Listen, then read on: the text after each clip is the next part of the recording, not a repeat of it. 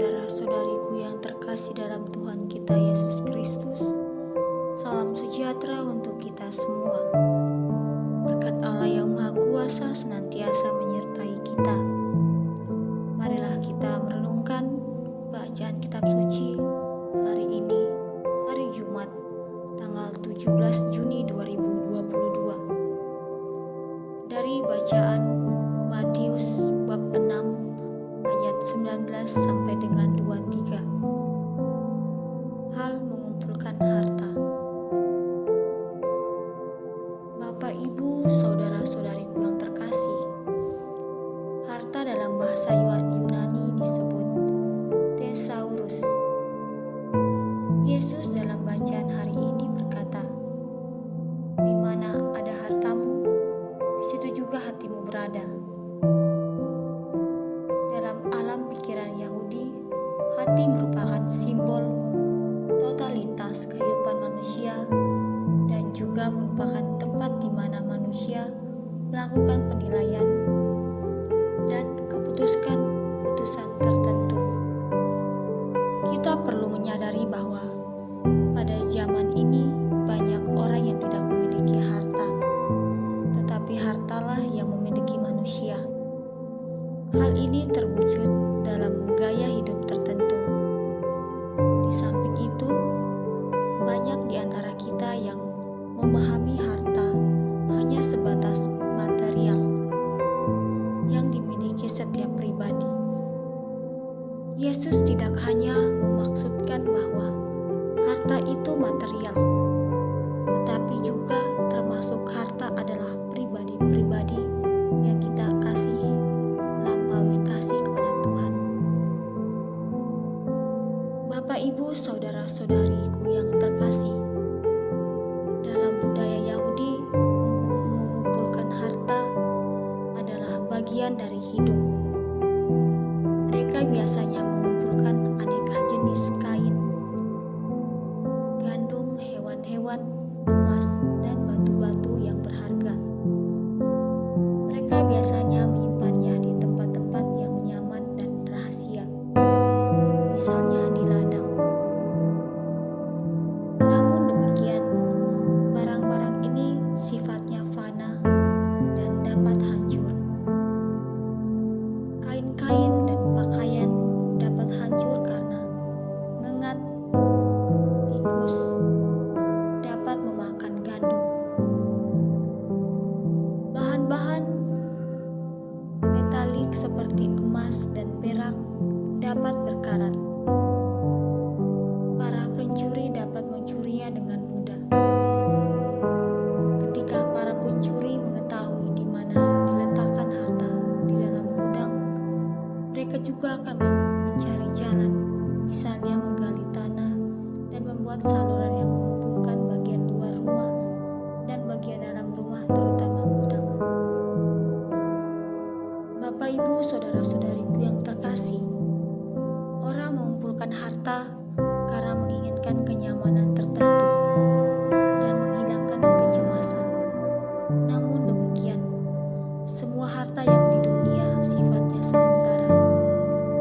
Orang seharusnya bijaksana dalam menggunakannya. Yakobus dalam suratnya menulis, "Sekarang mengenai kamu, orang-orang kaya, menangislah, meratapi kemalangan yang akan menimpamu. Kekayaanmu akan membusuk dan pakaianmu akan dimakan ngengat. Perak dan emasmu akan berkarat, dan karatnya akan menjadi saksi melawan kamu. Ia akan makan dagingmu laksana api, karena kamu telah menumpuk kekayaan untuk hari akhirat."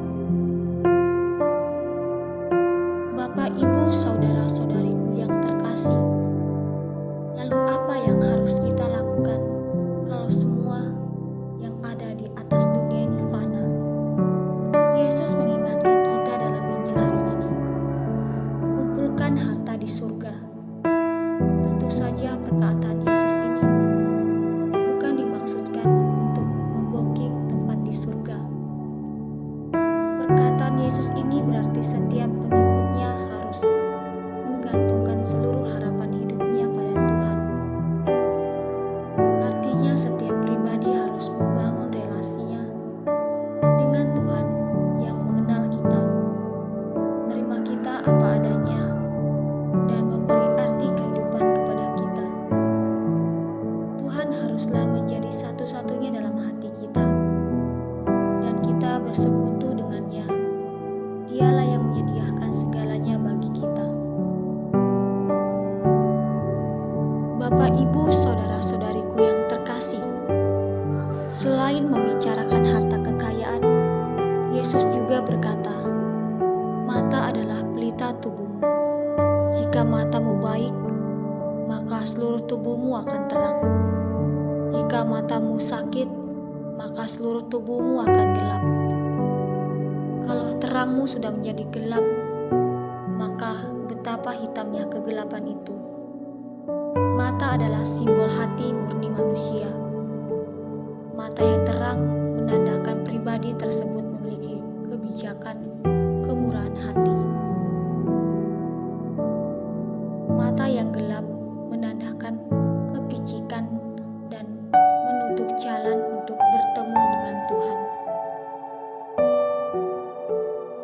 Bapak, Ibu, saudara-saudariku yang terkasih, sebagaimana dikatakan di atas bahwa harta kekayaan bukan hanya terbatas pada materi tetapi juga pada pribadi-pribadi tertentu.